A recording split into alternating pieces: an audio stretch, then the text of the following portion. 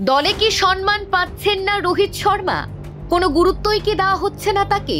কেন তাকে রাখা হয়েছে এক ঘরে করে? বড় সড়ো মন্তব্য ভারতের ক্যাপ্টেনের।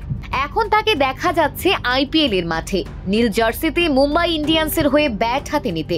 একটা সময় 5 বার মুম্বাইকে আইপিএল এর ট্রফি জিতিয়েছিল এই মানুষটাই।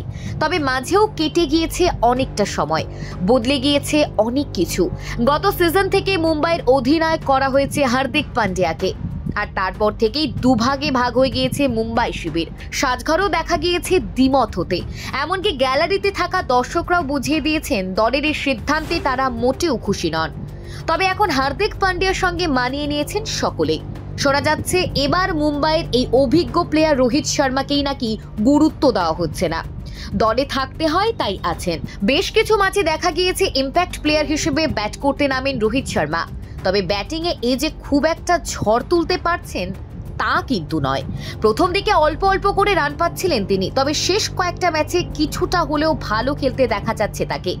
তবে শুধুমাত্র ব্যাট হাতেই মাঠে নামছেন তিনি, ফিল্ডিং এর সময় আর মাঠে দেখা যাচ্ছে না। বাকি প্লেয়ারদের সঙ্গে ডাক আউটেই বসে থাকতে দেখা যাচ্ছে রোহিত শর্মাকে, আর সেখানেই আপত্তি জানিয়েছেন অনেকেই।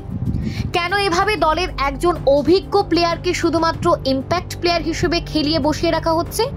তাহলে কি রোহিতকে জোর করে দলে রেখেছে মুম্বাই? কোনো সম্মানই দেওয়া হচ্ছে না তাকে? উঠতে থাকা এমন প্রশ্নের মাঝেই রোহিতের এক মন্তব্য সেই আগুনে আরো একটু ঘি ঢেলে দিল।